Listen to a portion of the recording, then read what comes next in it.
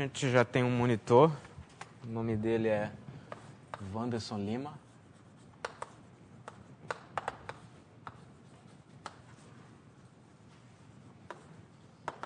E ele ficou de aparecer aqui às 3 horas para combinar com vocês o horário da monitoria. E queria passar também uma lista de exercícios, que eu geralmente passo a cada 2 semanas. Primeira lista de exercícios. Entregar dia 9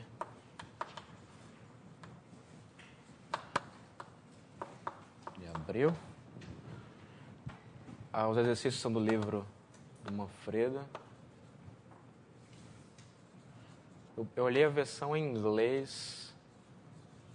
Depois preciso checar se a numeração é a mesma em português. Tenho a impressão que sim, mas... Então, são a seção 5 dos exercícios 11, 12, 14. E seção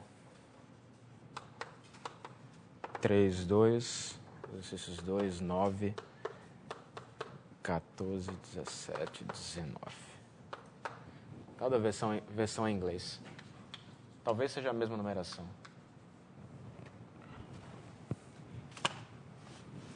O Manfredo também pediu para vocês corrigirem, quer dizer, prestarem atenção a eventuais erros no livro, que ele sempre gosta de dar um prêmio aí a quem encontra muitos erros, né?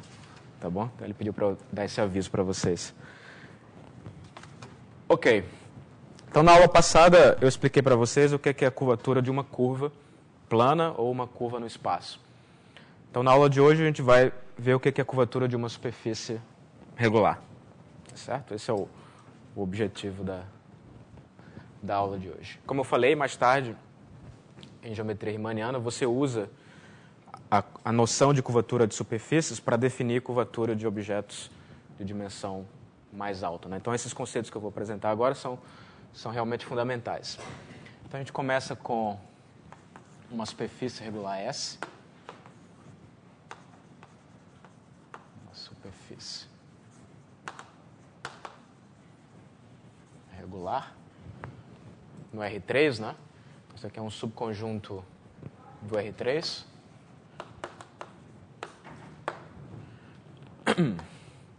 Uma coisa assim, desenhar só um pedaço dela. Então, essa é a superfície S. Então, você pode estudar essas superfícies do ponto de vista puramente topológico, como eu comentei na aula passada, né?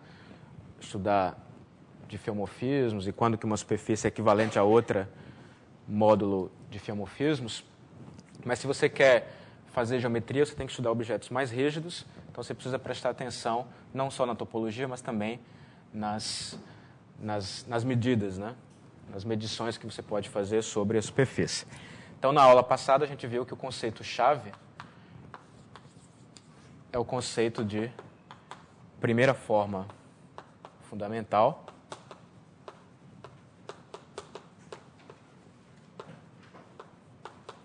que é ela que dá a geometria,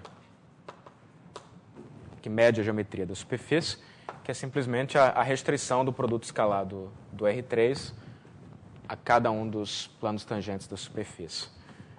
Então, escrito assim, ou às vezes assim. Simplesmente o produto escalar de V por V para todo V tangente em S. Então, isso a gente viu na aula passada.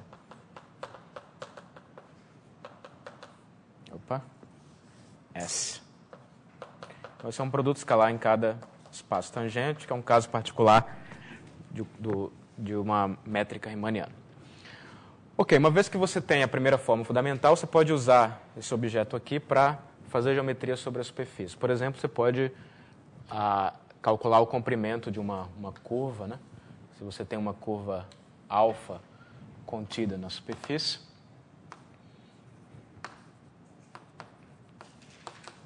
O que eu vou fazer aqui é meio trivial, mas digamos, é puramente conceitual. Você tem uma curva alfa que está contida na superfície.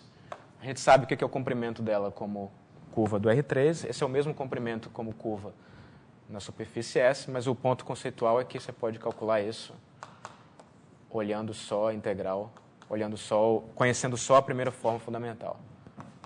Como o vetor tangente, a curva, vai estar contido no plano tangente da superfície, o produto escalar nada mais é do que a raiz quadrada da primeira forma fundamental calculada no vetor tangente.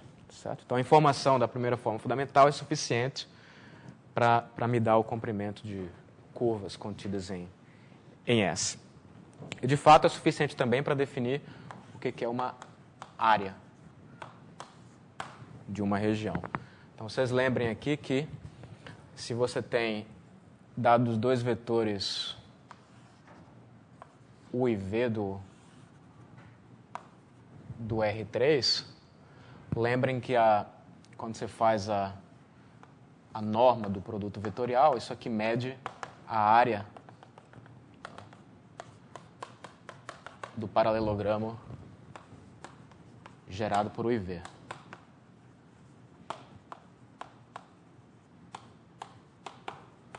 Então, você usa essa observação para definir o que é a área de uma região. Para isso, deixa eu definir uma terminologia aqui para coincidir com a do Manfredo.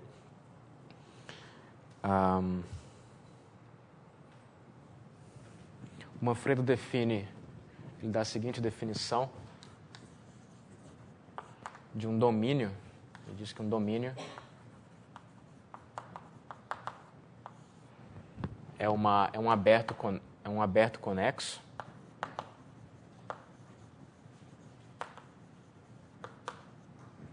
D contido em S, com a seguinte propriedade, tal que o bordo de D, né, que a fronteira de D,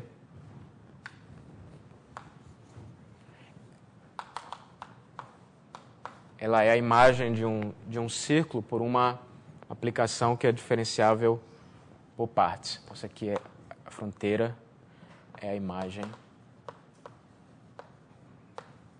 de S1 por um homeomorfismo que é diferenciável, exceto num número finito de pontos. Essa é a definição dele, exceto em um número finito de pontos. Você pode fazer coisas mais gerais, é claro, né? Mas domínio, a gente vai usar a palavra domínio para significar, então, regiões que sejam assim, né? Por exemplo. Quer dizer, um aberto conexo da superfície, cuja fronteira é homeomorfa a um círculo por um homeomorfismo que é diferenciável, exceto, talvez, num conjunto finito de pontos, né? Que seja diferenciável por partes. E ele chama de região a união do domínio com a sua fronteira. Certo? E uma região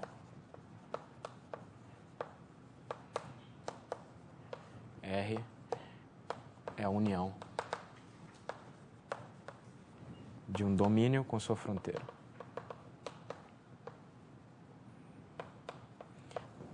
Ok, então se você tem uma região que está uma região contida na superfície S e por acaso essa região acaba ficando contida dentro da imagem de alguma parametrização,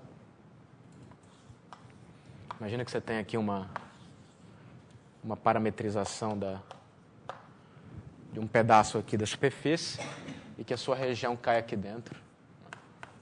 A sua região R cai lá dentro, ou seja, a R está contida em X de U, quer dizer, você tem uma hipótese, suponhamos que R está contida em X de U para alguma parametrização X. Então, você define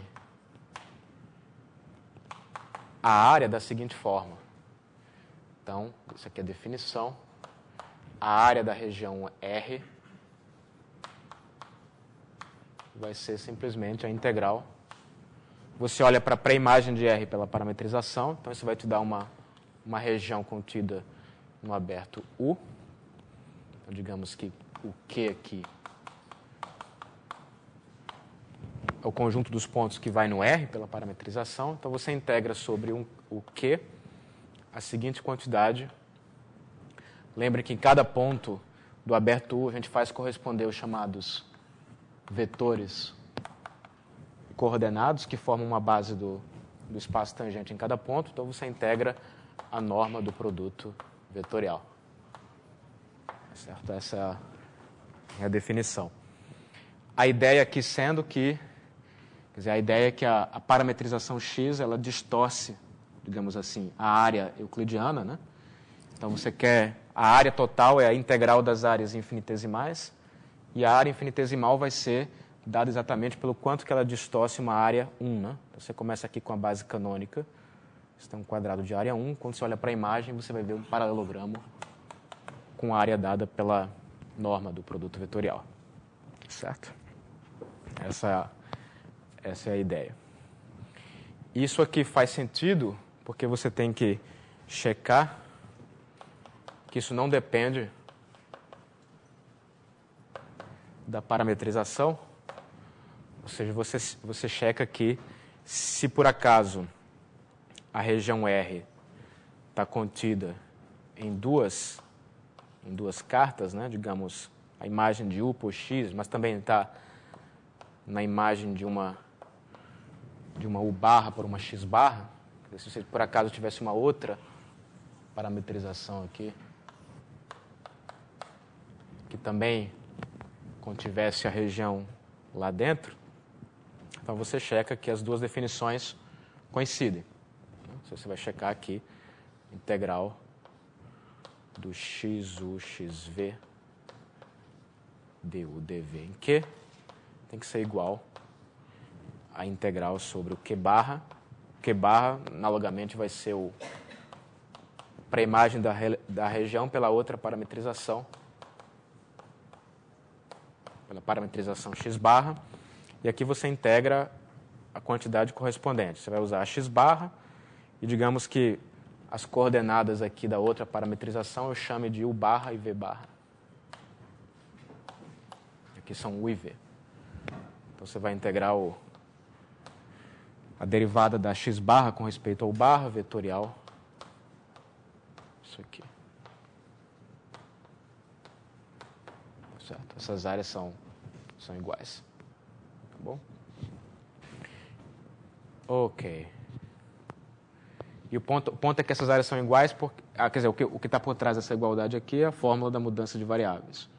Porque na hora que você for comparar esse número com esse número aqui, vai aparecer exatamente o jacobiano da mudança de coordenadas, da transformação que manda as coordenadas UV na U barra V barra.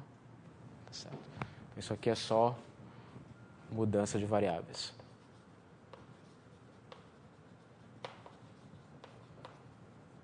São integrais múltiplas no R2, então isso segue da mudança de variáveis. Ok? Onde o jacobiano aqui é o jacobiano associado a essa transformação aqui, que faz x e inverte pela x barra menos 1. O jacobiano mede exatamente essa distorção da área, né?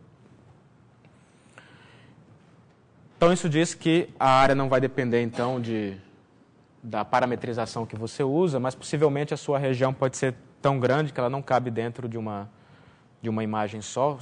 É possível que você tenha que usar várias cartas coordenadas, e aí a ideia é quebrar a região em pedaços, de tal maneira que cada pedaço esteja contido em uma parametrização, e aí você soma as áreas. Certo? Então, assim você pode definir a área de uma região qualquer de uma superfície S. Certo? Então, então deixa eu fazer a observação, né? A gente viu aqui na aula passada que é sempre útil, na hora de provar resultados ou fazer cálculos, é sempre útil obter expressões nos sistemas de coordenadas. A gente viu na aula passada que a primeira forma fundamental podia ser representada por 3 funções, não era? A função E, que era produto escalar de XU, XU, AF, XU, XV e AG, XV, XV, que eram os coeficientes da primeira forma fundamental, na parametrização X. Isso depende da parametrização. Tá certo? Mas aí você lembra da álgebra linear que essa norma, essa área desse paralelogramo aqui, onde você vai colocar o XU e o XV, pode ser calculada da seguinte forma. A área de XU, a área do produto vetorial, né? Desculpe, a norma do produto vetorial é exatamente igual à raiz quadrada do produto escalar de XU por XU vezes XV por XV menos produto escalar de XU por XV ao quadrado. Certo. Então, isso aqui pode ser escrito em coordenadas em termos dos coeficientes. Então, uma outra maneira de olhar para a área, né? Isso aqui é exatamente a raiz quadrada do EG menos F ao quadrado. Então, uma outra maneira de olhar para a área de R. Quer dizer, na prática, você vai calcular a área de uma região integrando a raiz quadrada do EG menos F ao quadrado. du dv. Certo? Então, se você conhece os coeficientes da primeira forma fundamental, você determina a área da região R. Também disse que a gente podia calcular o comprimento de curvas, né? Se você quer escrever aquilo em coordenadas, você observa também que se por acaso a curva alfa, que também está contida dentro de um sistema dentro da imagem de um sistema de coordenadas, ou seja, digamos que a curva alfa de t pode ser escrita como uma imagem pela parametrização de uma curva no plano, U de t, V de t. Então, isso aqui implica que a derivada, o vetor velocidade da curva alfa, vai ser dado, então, diferenciando essa expressão, mas a derivada dessa expressão vai ser, então, o quê? Vai ser a derivada de U vezes a derivada parcial de x com respeito a U, que é o XU, mais a derivada de V vezes o XV. Então, se você quer calcular a primeira forma fundamental desse vetor, você vai calcular, então, o produto escalar desse vetor por ele mesmo, e se você olha para a definição dos coeficientes, você checa que o resultado vai ser U' ao quadrado E mais 2 vezes U', V' F mais o V' ao quadrado G. Certo? Onde esse E, F e o G aqui estão calculados no U de T, V de T, né?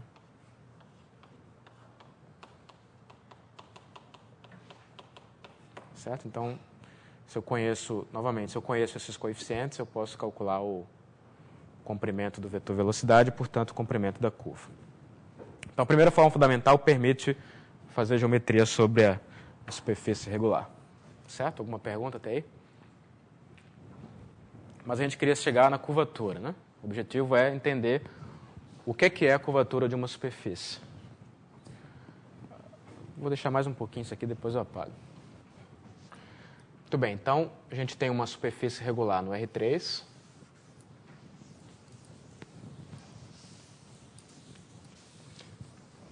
Ok. Vou fazer o desenho de novo aqui.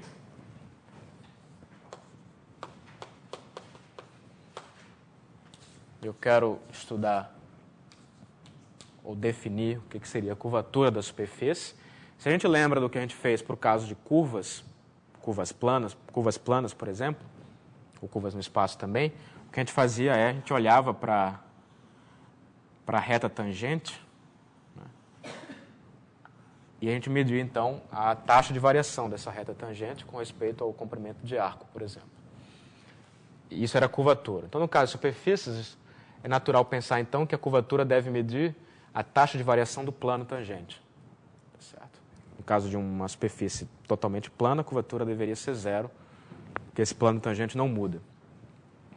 Bom, mas é difícil derivar um plano, né? Diferenciar um plano. Então, o que você faz é você observa que dizer quem é o plano tangente, como está dentro do R3, quer dizer, especificar o plano tangente é a mesma coisa que especificar o vetor normal e unitário no ponto P, a menos de sinal, é claro. Então, na realidade, o que se estuda é a taxa de variação desse vetor normal aqui, que dá a mesma informação que, digamos, a variação do plano tangente. Certo? Então, a aplicação... Você disse que uma superfície é orientável se esse campo normal existe, né? O S é orientável. Isso aí vocês já devem ter visto. No caso de uma superfície contida no R3, né? Se existe um campo N, né? Normal e unitário,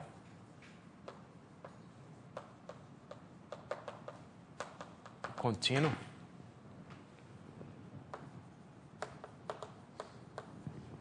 quer dizer, o N escalar N é 1 e o N é perpendicular ao plano tangente. Existem superfícies não orientáveis, que é o caso da faixa de Möbius, por exemplo, mas localmente toda superfície é orientável, né? Então, pelo menos num pedacinho, você sempre pode escolher um campo normal e unitário N. Quando a superfície é orientável, esse campo existe. E aí, como ele é unitário, né, na realidade ele cai na esfera unitária do R3. Quer dizer, esse ponto, esse vetor N de P aqui, na realidade ele está caindo, então,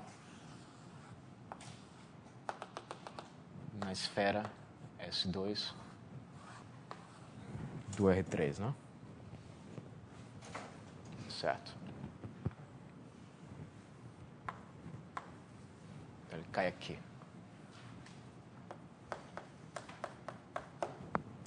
Ok? Então, na realidade, esse campo aqui é uma aplicação que vai da superfície na esfera S2, e essa aplicação leva um nome, ela é chamada de aplicação normal de Gauss. Definição, a aplicação. Coloquemos assim, o N, que vai agora da superfície S na esfera S2. Quando eu colocar o 2 aqui é porque eu estou falando da esfera unitária. Certo? Isso aqui é a esfera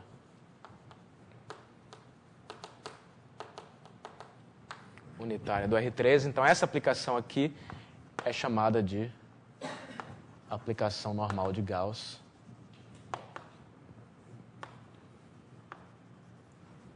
Normal. Ou aplicação de Gauss, se você quiser, da superfície S.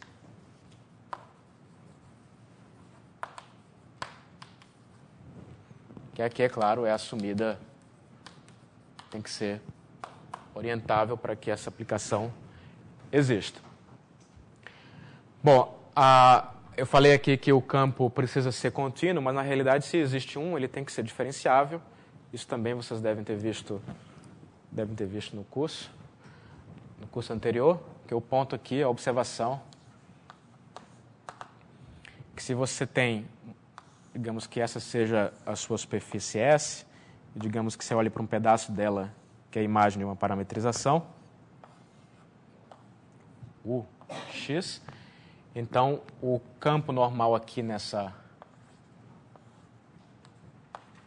em cima da imagem da parametrização, ele tem que ser dado o campo normal tem que ser dado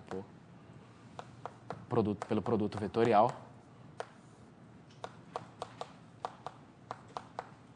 ou por menos o produto vetorial, né?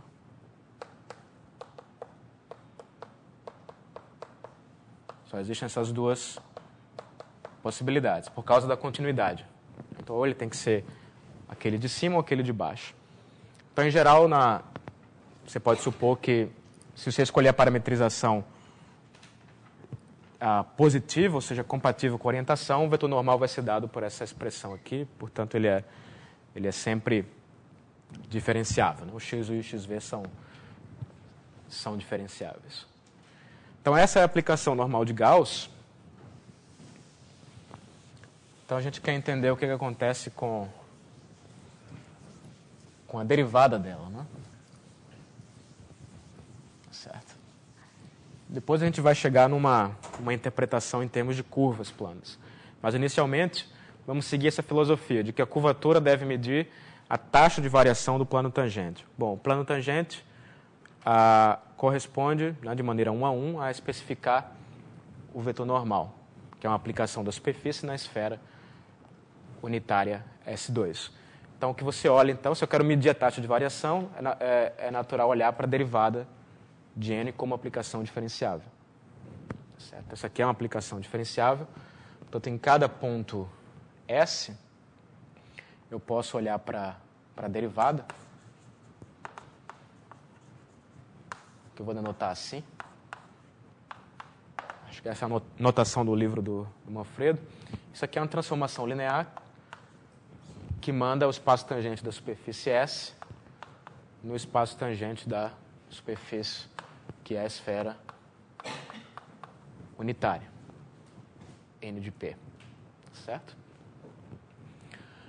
Bom, mas eu pergunto a vocês quem é o espaço tangente da esfera unitária no ponto N de P, né? Tem que ser um plano que é ortogonal ao N de P. Em geral, a gente desenha o plano tangente passando pelo ponto, mas na realidade ele está passando pela origem, porque ele tem que ser um espaço vetorial. Bom, qual é o plano do R3 que é perpendicular ao vetor N, né? Bom, tem que ser o próprio plano tangente da superfície S. Certo? Então, na realidade, esses espaços vetoriais aqui são iguais. Certo? Isso aqui é igual ao T, P de S. Certo? Então, a derivada da aplicação normal de Gauss é uma transformação, é um endomorfismo, né? Uma transformação linear do espaço tangente nele próprio. Certo? E aí, a proposição, digamos, o fato mais fundamental sobre esse objeto é dado pela seguinte proposição, que diz que essa transformação linear, como definida do espaço tangente de S nele mesmo, é autoadjunta. Isso aqui é um espaço vetorial com produto interno, que é dado pela primeira forma fundamental. Então, você pode falar de transformações autoadjuntas, né? Tá certo? Então, como é que a gente prova essa proposição? Demonstração não é difícil. A demonstração usa coordenadas. Isso aqui é um fato pontual, né? Em cada ponto P eu tenho que provar esse fato. Então, eu posso pegar um sistema de coordenadas que passe por P. Não sei se vocês já perceberam, mas esse desenho aqui vai se repetir infinitas vezes no curso, né? O desenho aqui da superfície S e da parametrização X. Então, você pega uma que passa pelo ponto P. Certo? Então, eu vou usar a parametrização X para mostrar esse fato aqui. Bom, o que eu preciso mostrar, né? Você sabe que uma transformação autoadjunta é aquela que faz o produto escalar de A, W1, W2 ser igual ao produto escalar de W1, A, W2. E se eu quero checar essa propriedade aqui, é suficiente. Isso aqui é linear em cada variável, na variável W1 e na variável W2. Portanto, é suficiente checar essa propriedade numa base. E aí, já que eu escolhi uma parametrização, existe uma base canônica, né, em cada ponto. Canônica, uma vez fixada parametrização, que é a base coordenada, xu, xv. Tá certo? Bom, eu não tenho que fazer, esses vetores são iguais, portanto, é suficiente mostrar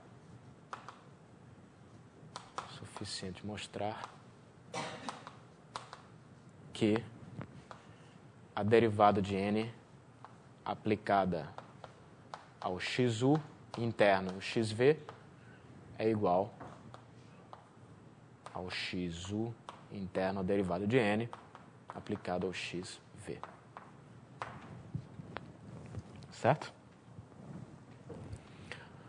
Ok, mas vamos observar o que é isso, né? Mas o que é esse primeiro termo aqui?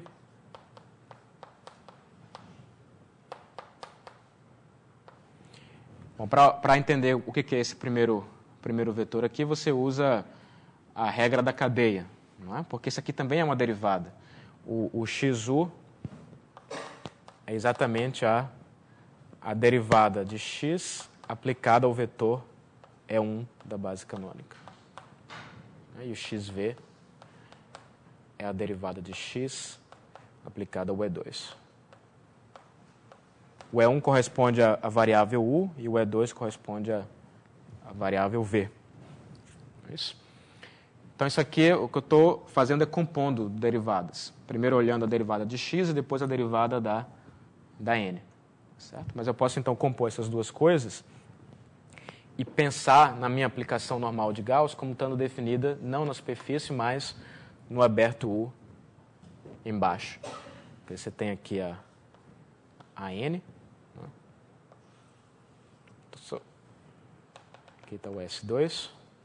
Então, a princípio, essa aplicação está definida na superfície, toma valores na esfera, mas eu posso compor aqui, pelo menos no aberto U, faz sentido olhar para a composta, n composta com x, tá certo? E por abuso de notação, é por isso que eu estou fazendo um pouquinho de cuidado dessa primeira vez, mas a gente frequentemente vai abusar da notação e vai dizer que isso aqui é o próprio n, tá certo? Então, muitas vezes você olha para a normal como sendo definida na superfície ou então como sendo definida no aberto que dá as suas coordenadas. E aí ela fica uma função n que depende das variáveis u e v. Então, se você faz isso aqui, se você abusa a notação e chama essa aplicação de n, isso aqui nada mais é do que a derivada parcial de n com respeito à variável u. Tá certo? É a regra da cadeia. Então, isso aqui é nu, xv. Onde aqui, deixa eu só explicar que quando eu coloco o u como subíndice, né, em geral isso quer dizer a derivada parcial. Né?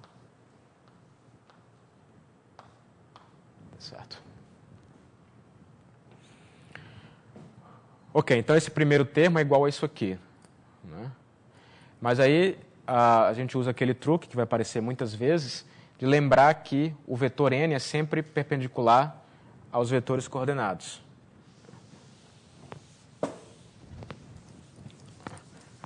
O vetor n é normal, né? Então ele é perpendicular a qualquer vetor tangente.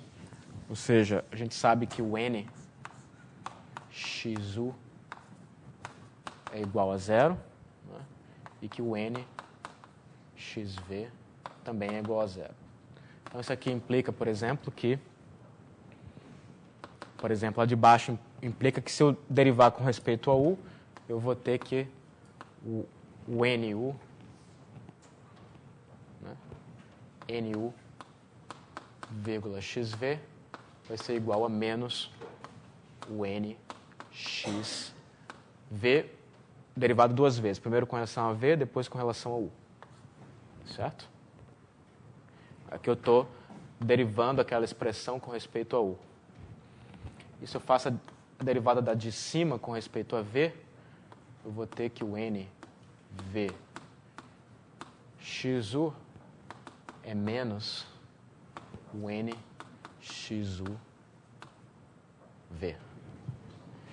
Mas aí você lembra que essas derivadas parciais com respeito a u e v comutam, então esses dois termos são iguais. Então, essa é a chave do negócio. Então, logo, a gente provou que a expressão do lado esquerdo, que é essa aqui, isso aqui é igual ao NU XV, mas isso é igual ao menos N XVU. Aí eu comuto aqui e passo a derivada V para lá. Isso aqui vai ser igual a NV XU, que é esse lado direito aqui.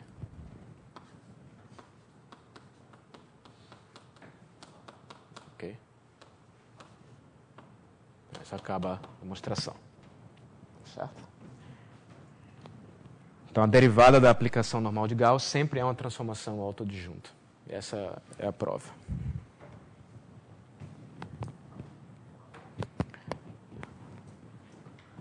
Posso apagar aqui? Alguma dúvida até agora? Bom, muito bem. Então, a gente descobrimos um fato fundamental, né? Toda superfície regular, essa derivada é autoadjunta. Bom, se ela é autoadjunta, ela tem... Você pode diagonalizar, né? Então, a gente sabe que a proposição vai implicar que sempre existe, isso aqui segue de álgebra linear, que sempre existe uma base ortonormal, digamos, E1 e E2. Bom, aqui eu vou usar a notação E1 e E2, mas não confundam com a base canônica. Isso aqui é uma base ortonormal do plano tangente. Tá ok. E aí eu vou colocar o menos aqui, depois eu explico por quê. Isso é só uma questão de convenção.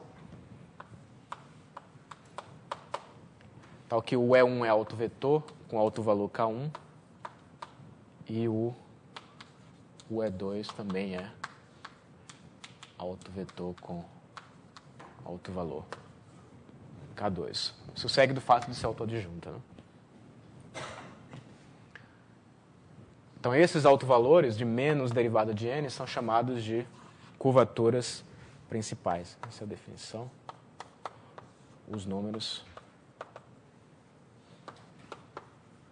K1 e K2 são chamados de curvaturas principais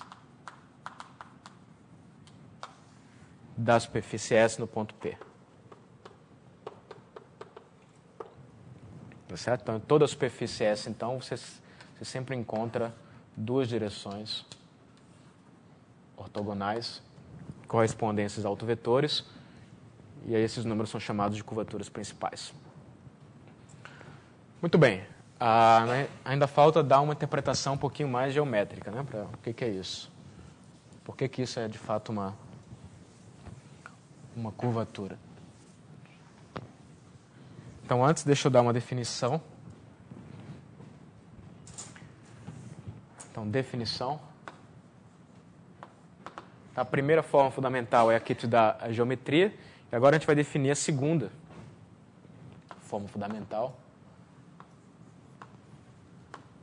que é a que dá a curvatura. Segunda forma fundamental da superfície de S em P é a forma quadrática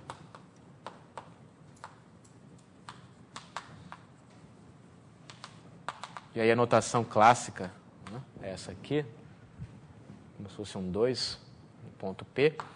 Isso aqui, novamente, vai ser uma forma quadrática definida no plano tangente, dada pela seguinte expressão. Isso aqui é aplicado a um vetor V, tangente, também posso escrever assim. É simplesmente a forma quadrática associada a essa transformação linear aqui, menos derivada do normal. Então, isso aqui vai ser menos o produto escalar de dn v interno v.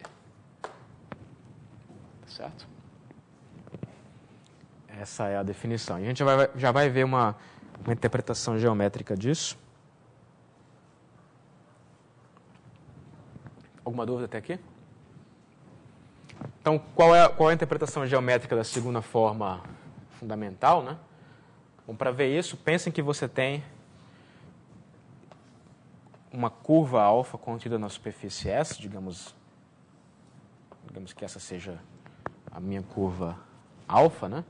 Então, isso aqui é uma aplicação do intervalo I na superfície S, do R3. E aí, digamos que, dado um ponto aqui na curva, digamos o alfa de t, eu tenho o vetor velocidade, que é tangente à superfície. Esse é o alfa' de t. E aí eu peço a vocês uma interpretação geométrica do que seria a segunda forma fundamental naquele ponto alfa de t aplicado ao vetor alfa' de t. Certo? Então, o que a segunda forma fundamental está me dizendo? A gente espera que isso seja uma espécie de curvatura, né? Que seja uma curvatura.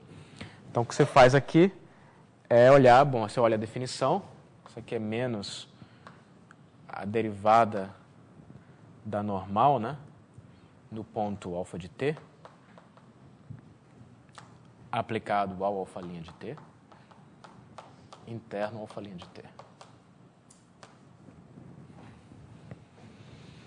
E agora eu pergunto a vocês, o que é que eu posso fazer com isso aqui?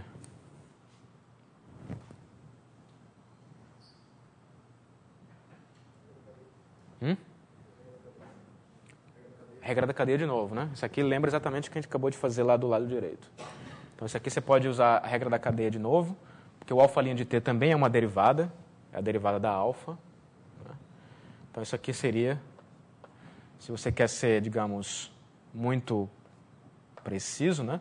Isso aqui é exatamente a derivada da composta de n com alfa. Linha de t. Certo?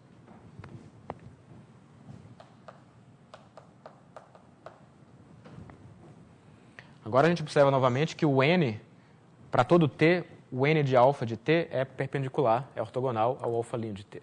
Então você pode novamente passar a derivada para lá e trocar o sinal. Então a conclusão é que a gente mostrou, então, como o n de alfa de t interno alfa' de t é sempre zero, né, para todo t, temos que isso aqui vai ser a segunda forma fundamental aplicada ao alfa' de t, vai me dar, então, isso aqui, né? Bom, primeiro a gente já tinha visto que era menos esse termo aqui, mas por causa da ortogonalidade, isso aqui é igual a mais o produto escalado normal do ponto alfa de t pela segunda derivada de alfa. Certo?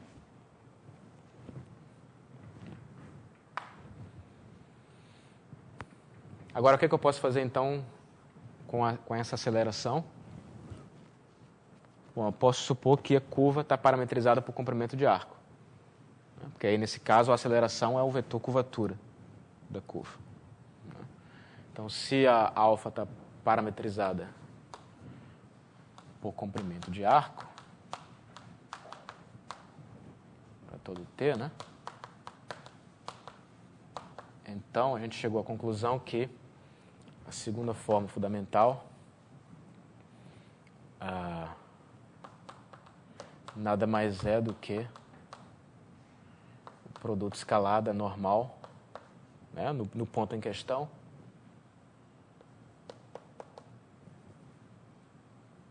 é normal pelo vetor curvatura. E essa aqui é o vetor curvatura de alfa. Eu defini aqui o que era o vetor curvatura, né?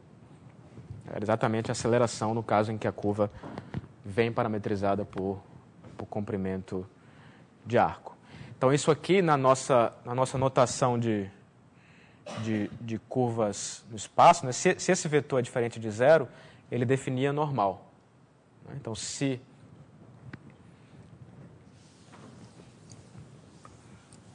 bom, isso já está dizendo qual é a interpretação, o que a segunda forma fundamental diz geometricamente, né? Porque ela está dizendo que você tem a sua curva, aqui está a superfície, você tem uma curva lá dentro, alfa, ela tem um vetor curvatura que talvez esse vetor curvatura de alfa não precisa ser tangente à superfície, tá certo? Então, o resultado da segunda forma fundamental me dá exatamente o produto escalar desse vetor pela normal.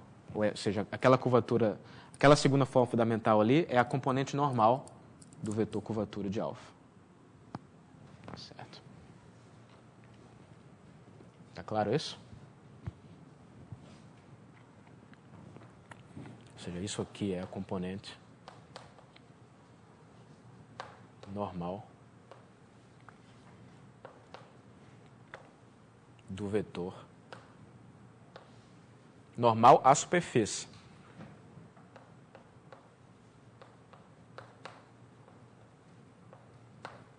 Ou seja, se a curvatura é diferente de zero, a gente lembra que esse vetor curvatura define a curvatura em si vezes a normal, né? Onde essa curvatura aqui é a curvatura de uma curva no espaço. Era igual a essa norma aqui, né? Então, isso implica que aquela segunda forma fundamental vai me dar exatamente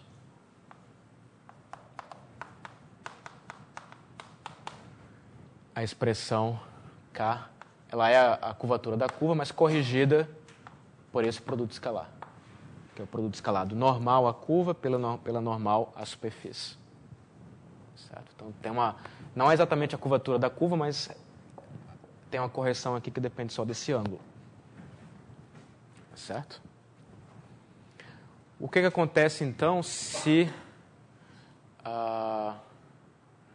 deixa eu só, então, antes de falar o que eu ia falar, fazer essa observação. Imagine agora que você tem uma outra curva beta que também está contida na superfície. Alfa, tanto alfa quanto beta estão contidas na superfície, né?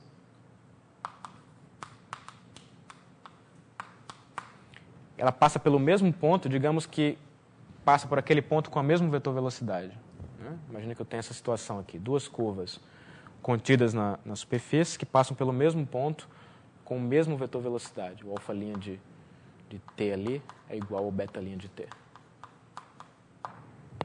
Então, o que acontece com esse número? Esse número aqui leva um nome, tá? Deixa eu dar a definição. Isso aqui essa componente normal aqui é a curvatura normal de alfa.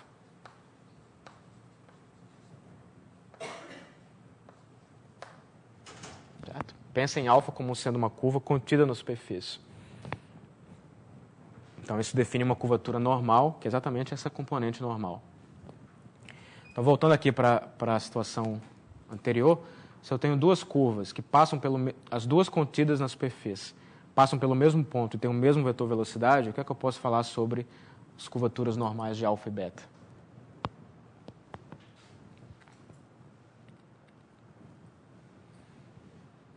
Bom, a gente acabou de mostrar que essa curvatura normal aqui é dada pela segunda forma fundamental. E a segunda forma fundamental só depende do ponto e do vetor velocidade. Tá certo? Então, esse é o chamado princípio de Menier, um princípio clássico, né? Essas coisas de curvatura normal foram estudadas, né, antes desses conceitos aparecerem. Então, o princípio diz que duas curvas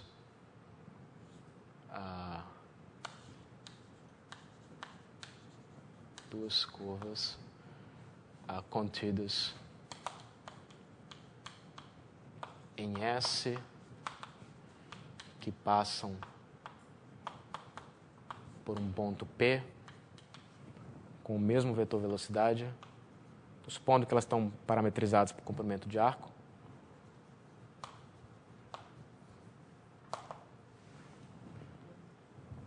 Bom, duas curvas contidas em S que passam por P, vou colocar assim mesmo, e tem a mesma tangente em P.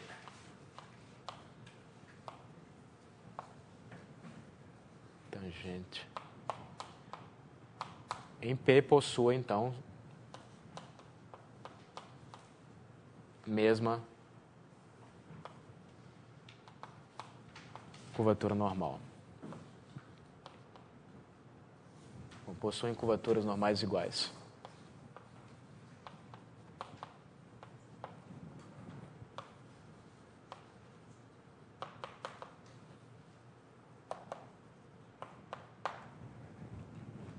Certo? Quer dizer, a curvatura normal de uma curva só depende dessa tangente aqui.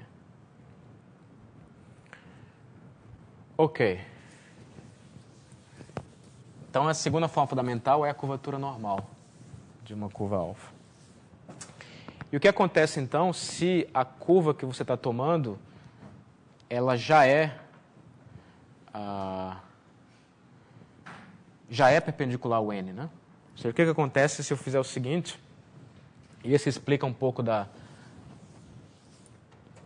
Essa é, digamos, a explicação geométrica da segunda forma fundamental. Você pode fazer o seguinte, dado uma superfície S e um ponto P, você tem uma normal N. Então, para cada vetor velocidade, para cada vetor tangente V, tangente a superfície S no ponto P, você pode pegar esse plano aqui, pode pegar P, o plano gerado por N e V, e a interseção desse plano com a superfície S te dá uma curva C, que vai depender do V. Então, essa curva CV é a interseção de P com S, digamos, na vizinhança de P.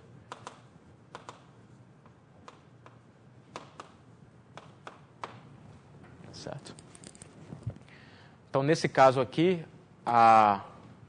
esse produto escalar aqui vai ser 1 ou menos 1, né? Porque a curva é plana. A curva CV está contida em P, né? E é tangente a V. Então, isso significa que, quando você olha para a normal da curva CV, essa normal N aqui, ela tem que ser paralela à normal à superfície. Tá certo? Ou seja, a curvatura, a segunda forma fundamental, ela é exatamente a curvatura dessa curva plana. Talvez módulo sinal, porque isso depende da escolha da normal aqui. Certo? Então, essa é a observação. Deixa eu ver como é que eu quero escrever isso. A observação é que, se eu pego um ponto P e um vetor tangente V, digamos que esse vetor tangente tenha norma 1, né? Para que eu possa parametrizar essa curva por comprimento de arco. Então, essa segunda forma fundamental aqui vai ser igual à curvatura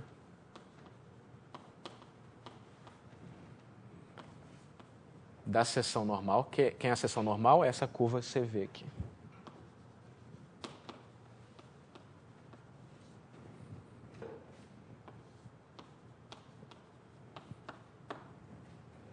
E aqui você tem que ter cuidado com o sinal, tem que escolher a orientação certa para dar mais ou menos aqui, no caso, como você quer, né? Porque lembra que a curvatura fazia a escolha de um sinal, né? Tá certo? Aqui tem que estar escolhida a orientação, né?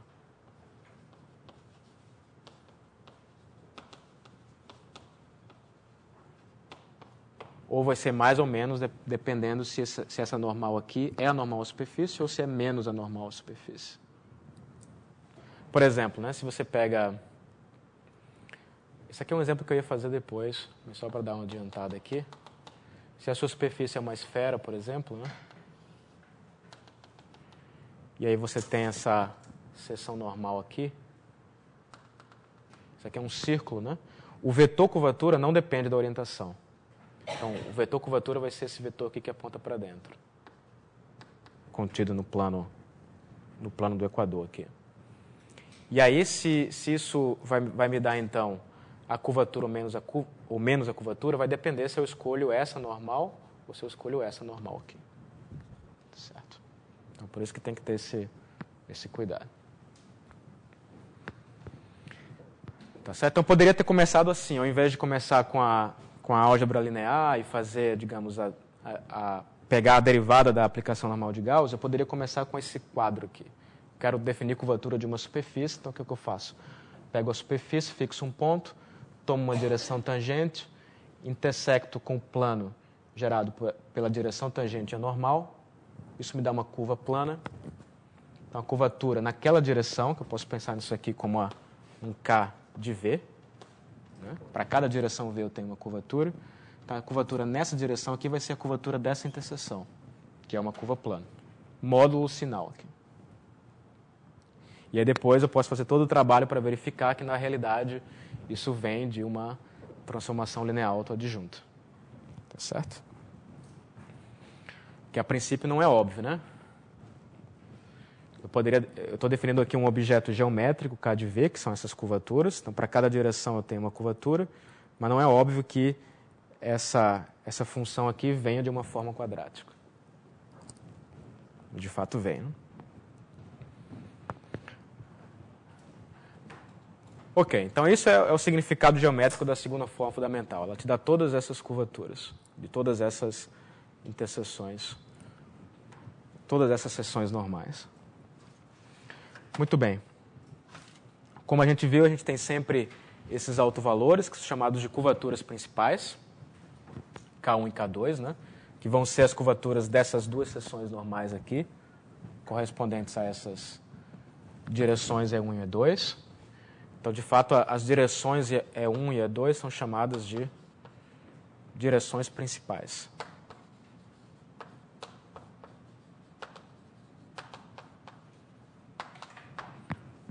Uma vez que você conhece esses dois números, essas duas direções, você pode calcular a curvatura de qualquer outra direção, fazendo o seguinte, né? Imagina que eu estou desenhando aqui, isso aqui é o plano tangente, a superfície é S em P. Aí, digamos que eu encontrei, então, essas duas direções, E1 e E2, que são as direções principais. Então, dado qualquer vetor V, que é tangente à superfície, que tem norma 1, eu posso olhar para esse ângulo θ aqui, que V faz com uma das direções principais, por exemplo, é 1. Então, eu posso escrever o meu vetor V como sendo o vetor cosseno θ é 1 mais seno de θ é 2. Portanto, se eu quero calcular a curvatura normal na direção V, né? Ou seja, a segunda forma fundamental na direção V, eu vou olhar para essa expressão aqui, que é a definição. Mas aí você lembra que o E1 e o E2 são autovetores da derivada da aplicação normal de Gauss. Então, isso aqui é simplesmente cosseno θ K1 é 1 mais seno θ K2 é 2 vezes cosseno θ é 1 mais seno θ é 2, ou seja, no final a gente fica com K1 vezes cosseno quadrado de θ mais K2 vezes o seno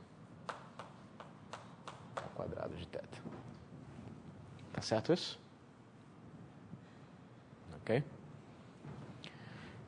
Então, ou seja, é por isso que elas são chamadas de curvaturas principais, né? Que você quer calcular qualquer outra curvatura, basta você saber o ângulo que a direção desejada faz com uma direção principal.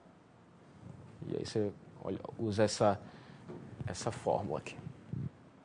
Tá certo? isso também me diz uma coisa sobre essas curvaturas principais. O que eu posso fazer com isso? Que é um fato de álgebra linear, né? Mas dá para ver direto dessa fórmula aqui. Ou seja, qual é a outra maneira que eu posso... De que outra maneira eu posso definir essas curvaturas principais, né? Como o máximo e o mínimo, né? Exatamente. Você usa o fato de que o cosseno e o seno são sempre menores que 1, né? E aí você vai ver que segue dessa forma aqui, que o K1 e o K2 são exatamente o máximo e o mínimo que essa função K atinge quando eu vario o θ. Posso observar aqui, né? Então, observação que segue dessa fórmula que K1 e K2 são ou seja, eu vou colocar assim.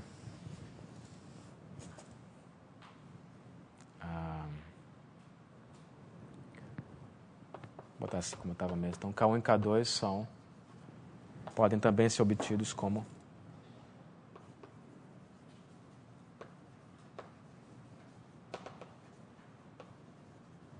o máximo da curvatura. Quando você varia o V de norma 1, né, e o mínimo. Talvez não seja talvez você tenha que trocar o 1 com o 2 aqui. Então, geometricamente, as curvaturas principais medem exatamente a maior e a menor curvatura das seções normais. Tá certo? Alguma pergunta até aí? Ok, então o que mais que eu quero fazer aqui? Bom, a gente pode ver alguns exemplos.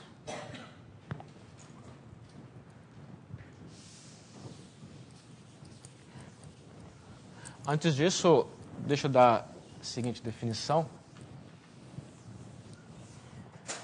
As curvaturas principais não são o melhor objeto a estudar. De fato, as curvaturas clássicas são as seguintes. Definição. Uma curvatura média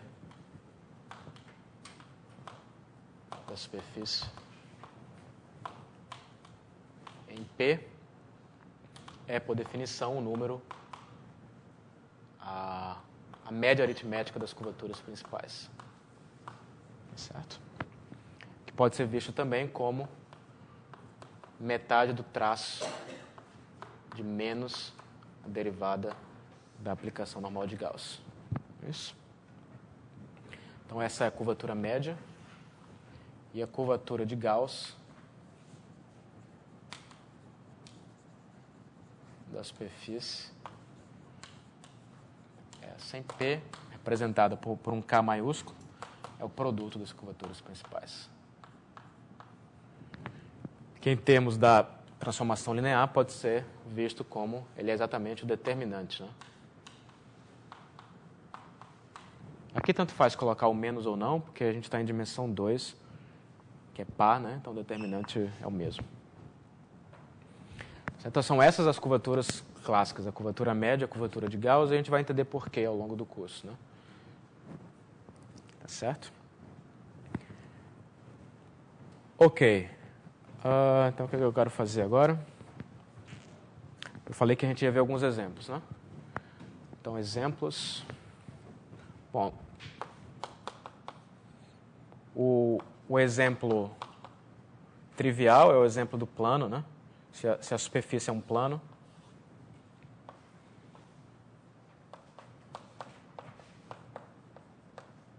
Então, é fácil entender o que está acontecendo, né? Porque dado um ponto P do plano aqui, cada seção normal dessa vai ser uma reta, né? Que tem curvatura zero. Certo? Então, no caso do plano, a segunda forma fundamental é sempre zero. Certo? Isso pode ser visto de várias maneiras, né? Porque eu dei várias interpretações da segunda forma fundamental. Posso olhar para as seções normais, que são retas. Posso olhar para o vetor normal, como a superfície é um plano, o vetor normal é um só, né? Então, a aplicação N da superfície em S2 é constante, no caso do plano, portanto, a derivada é zero, certo? Uma outra maneira de ver. Então, esse é o exemplo trivial, portanto, as curvaturas principais são zero, curvatura média é zero, curvatura de Gauss é zero também. Não tem muita graça, né? Um outro exemplo que a gente pode ver é o exemplo da esfera. Esse aqui seria o exemplo 1. O 2, se a gente pegar uma esfera de raio R,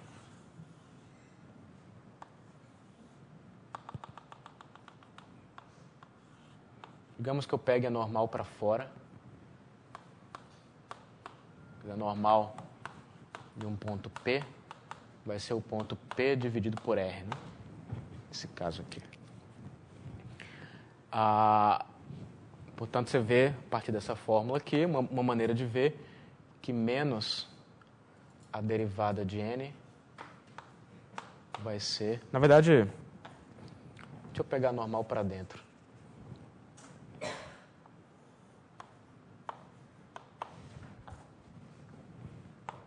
Escolher a normal equivale a escolher a orientação, né?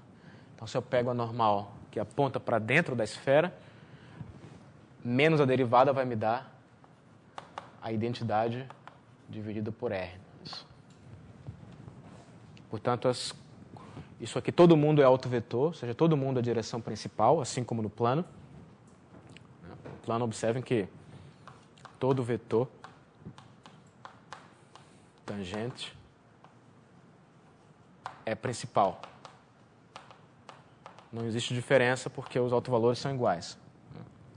No caso da esfera acontece a mesma coisa, os autovalores são iguais a 1 sobre R, portanto as curvaturas principais são iguais a 1 sobre R, novamente todo vetor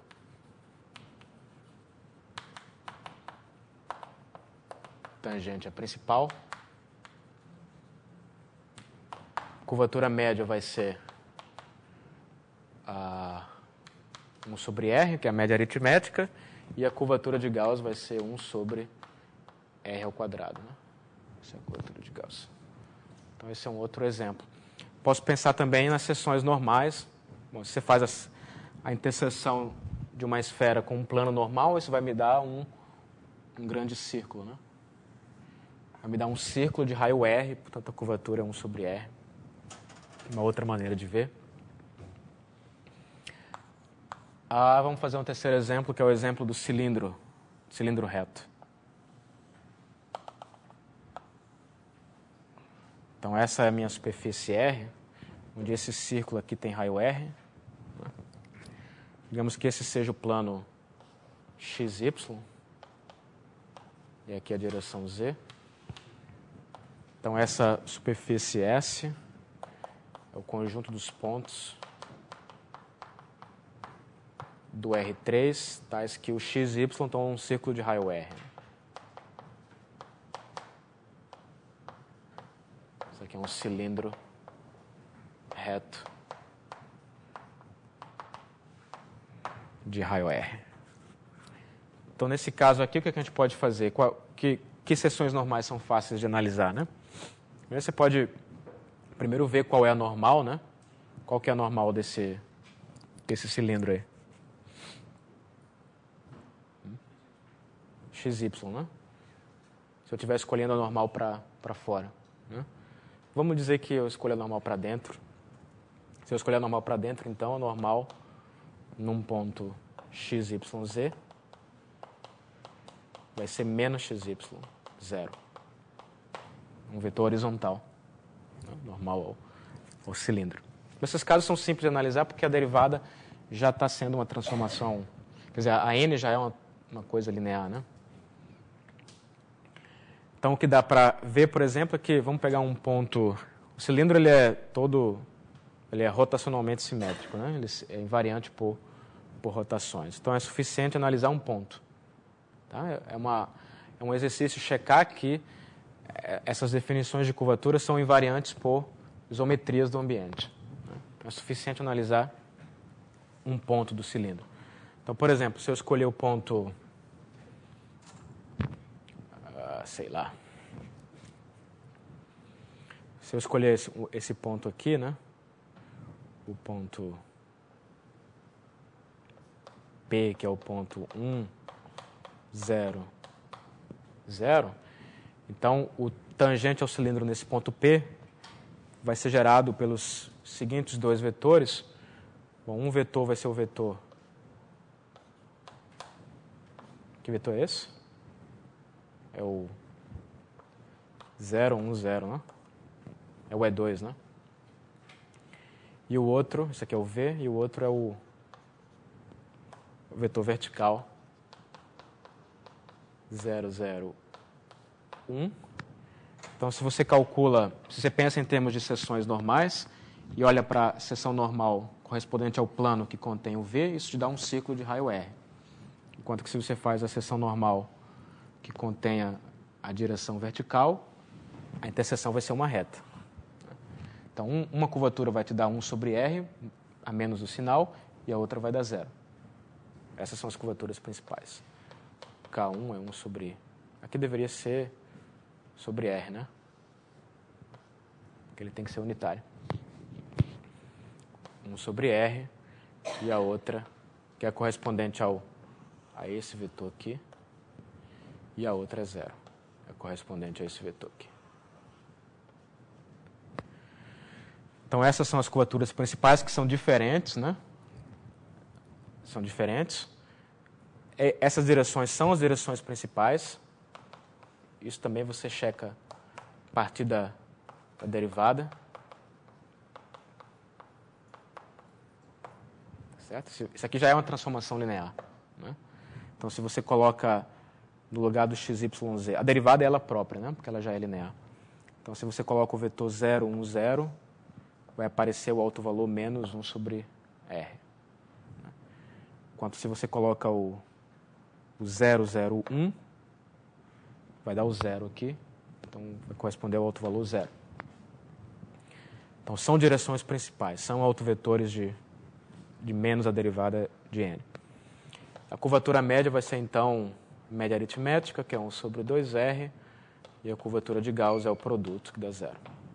Certo. Então, são alguns exemplos. Você pode ver algumas coisas em comum. Primeiro, que o plano e a esfera, qual a propriedade que o plano e a esfera têm em comum? É essa de que todos os vetores tangentes são principais. Tá? Isso de fato tem um nome. Você diz que um ponto de uma superfície é um ponto umbilical. A P pertencente a S é um ponto umbilical de S, né? Se existe um número real lambda, tal que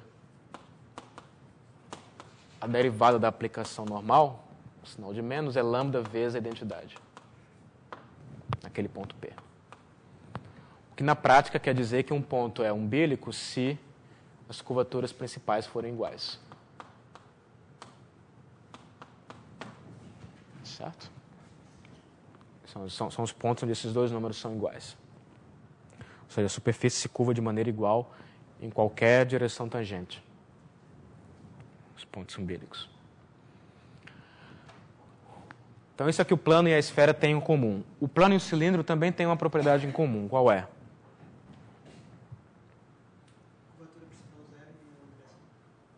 Curvatura principal zero numa direção, sim, isso é uma coisa em comum, e o que implica que a curvatura de Gauss, nos dois exemplos, dá zero.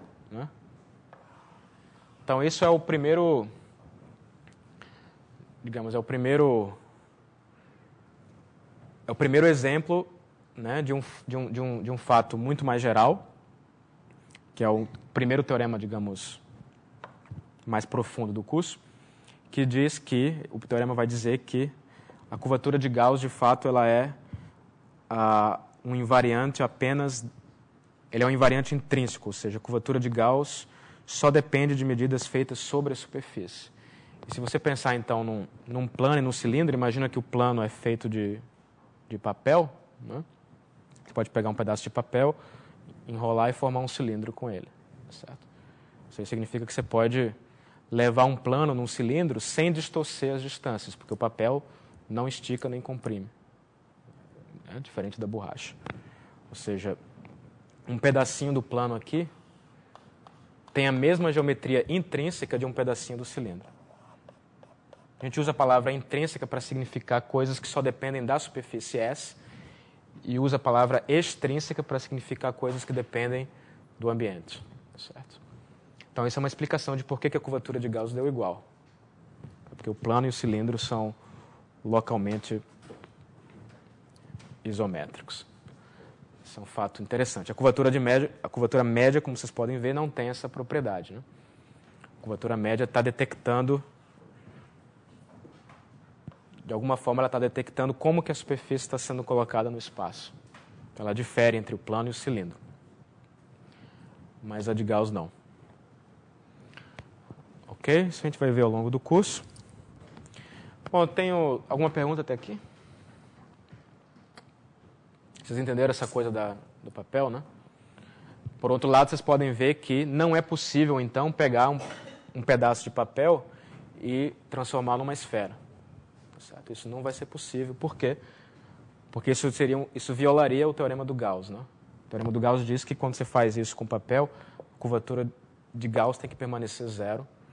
Mas a gente acabou de ver que a curvatura de Gauss de uma esfera é estritamente positiva. Certo? Ok, então tenho 10 minutos. Para terminar, eu vou então mostrar que, de fato, o plano e o cilindro são as únicas superfícies que têm essa propriedade de que todos os pontos são umbílicos. Ou seja, em todos os pontos, todos os vetores tangentes são principais. Certo? Lembra a definição de ponto umbílico? Um ponto umbílico é aquele ponto onde as curvaturas principais são iguais. As duas curvas, as duas seções normais vão ter concavidade apontando para o mesmo lado e com a mesma magnitude. Isso é um ponto umbílico. Então a pergunta é: quais são as superfícies em que todos os pontos são umbílicos? E a resposta é só as esferas e os planos. Então, proposição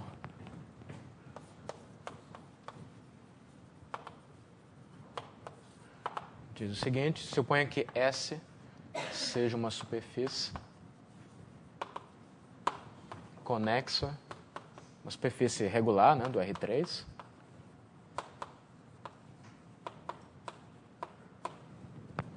conexa e totalmente umbílica.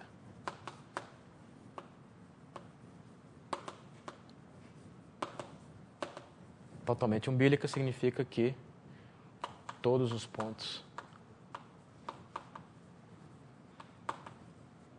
de S são umbílicos. Então,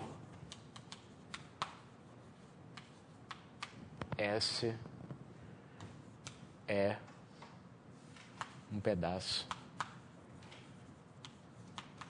de esfera ou de um plano. Tá certo? Ok. E a demonstração é, bom, vou fazer em coordenadas. Porque uma vez que você mostrar que cada pedacinho tem que estar contido numa esfera, né, segue por conexidade que a esfera é a mesma. Então, eu posso supor que vou mostrar isso aqui só dentro de um sistema de coordenadas. Então, lá vai aquele desenho novamente.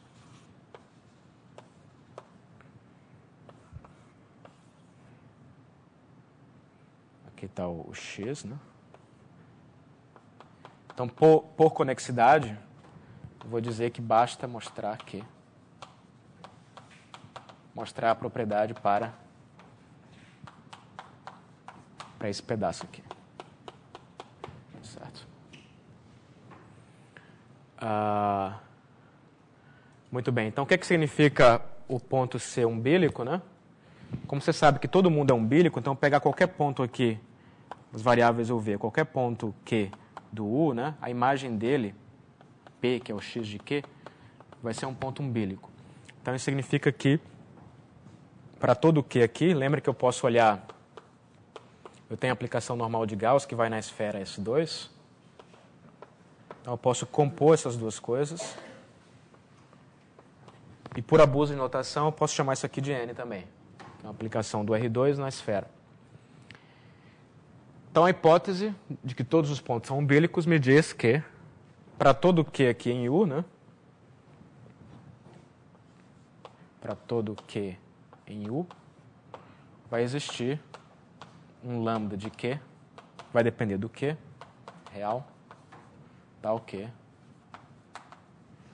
menos a derivada de N no ponto Q é igual a... aqui eu estou olhando aqui em cima ainda, tá?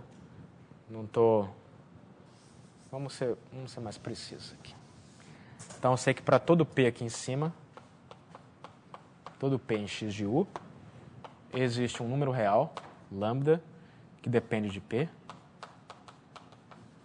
tal que menos a derivada da normal em P é igual a esse lambda de P vezes a identidade. Essa é a minha hipótese. Mas, a princípio, isso é um ponto importante, esse lambda pode variar. Essa curvatura pode variar. Que não é o caso da esfera e do plano, né? Onde as curvaturas principais são constantes. Não dependem do ponto P. Então, a primeira coisa a mostrar é que esse número lambda é constante. Certo? Então, a gente quer mostrar que o lambda é constante. E eu quero usar coordenadas, né? Se eu quero usar coordenadas, então tenho que colocar os vetores coordenados no jogo aqui. Ou seja, isso aqui vai me implicar, portanto, esse lambda eu também posso pensar como uma função das variáveis U e V. Então, chego à conclusão de que, portanto, eu tenho que menos a derivada de N aplicada a XU é igual a lambda XU e menos a derivada de N aplicada ao XV é igual a lambda de XV. Certo? Só que isso aqui a gente já viu que é exatamente a derivada parcial do N com respeito ao U, né? Onde eu estou abusando da notação aqui. Estou usando o N agora como definido no plano.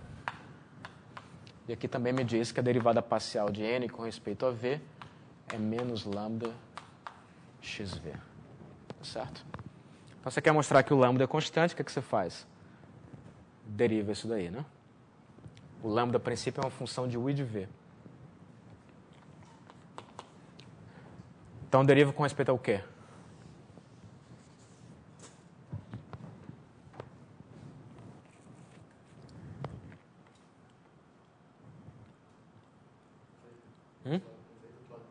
Desse lado com V e do outro lado com U, porque eu quero comparar as duas coisas, né? Eu quero usar as duas equações. Então, primeiro derivo a primeira equação com respeito a V. Então, isso vai me dar menos lambda V XU menos lambda XUV. Depois eu derivo a segunda com respeito a U.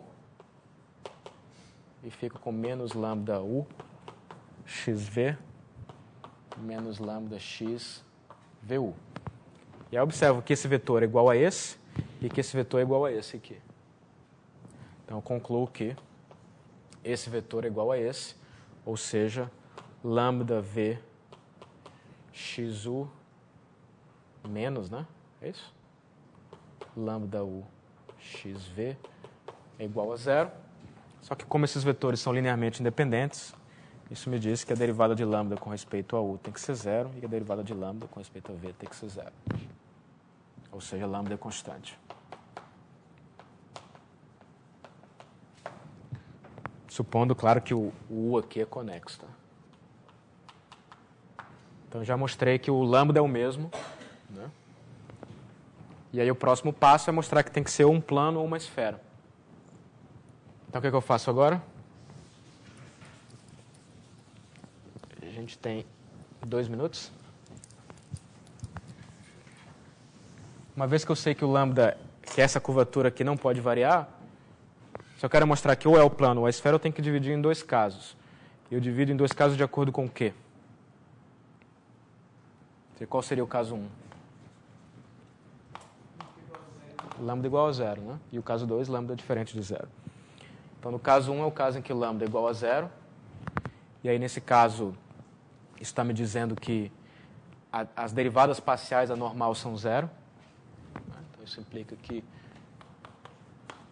NU e NV são 0. Ou seja, o N é constante. Igual a um certo vetor fixo N0 do R3. Certo? E aí a ideia é mostrar que, digamos que esse ponto esteja na superfície, que esse aqui seja o N0, e aí a ideia é mostrar que a superfície tem que estar contida exatamente no plano que passa por P e é perpendicular ao N0. Então o que você faz é, eu quero mostrar que a superfície é esse plano aqui. Então, para isso, eu construo a seguinte função. Pego um ponto da superfície, Q, né, e definimos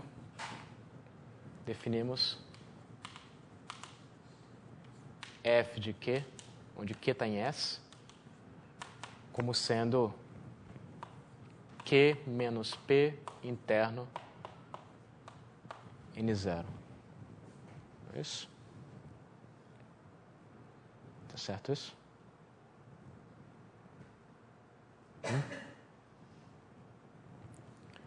E aí você deriva, né?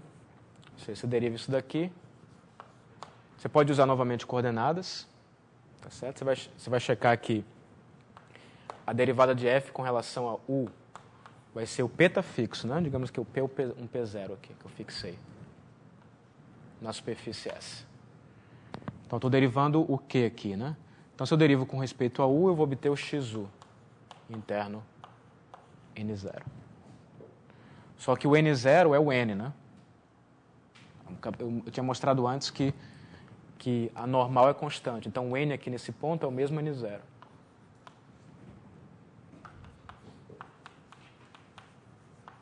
Isso aqui a gente sabe que é 0. De maneira análoga, você mostra que o FV é 0. Ou seja, a F é constante. E aí você sabe também por definição, né, que quando Q é igual ao P0, F é 0, né? Então F é 0. Então fica, digamos, um exercício simples, uma vez que você sabe que a normal é constante, é um exercício de encontrar a função auxiliar certa para mostrar que a superfície está contida num plano. E aí, bem rápido aqui, o caso 2. Então, no caso 2, você quer provar que é uma esfera. É o caso em que o lambda é diferente de 0. Esse caso aqui implica que a superfície é um plano, um pedaço de plano. Então, o que é que você tem que fazer aqui para provar que ela é uma esfera? Que a distância a um ponto é constante. Então, primeiro você tem que encontrar esse ponto. Você tem que encontrar o centro. Não é isso? E se você olha um pouquinho para o que acontece numa esfera, né? Como é que você encontra o centro em termos das curvaturas, né? Dado um ponto aqui numa esfera, posso pegar a normal. Lembra que a curvatura principal era, nesse caso aqui era 1 sobre R, né? Então, o centro, ele pode ser obtido como P, como é que é? Mais KN, é isso?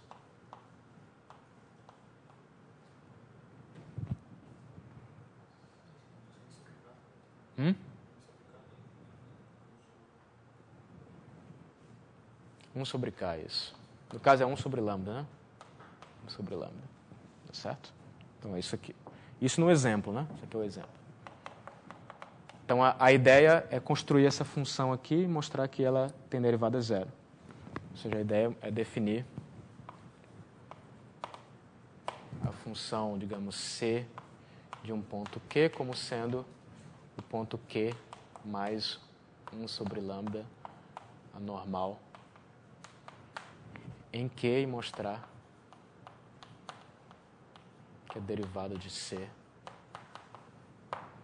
é zero. Segue direto, né? Porque a derivada do N vai dar menos lambda vezes a identidade, então lambda vai se cancelar aqui.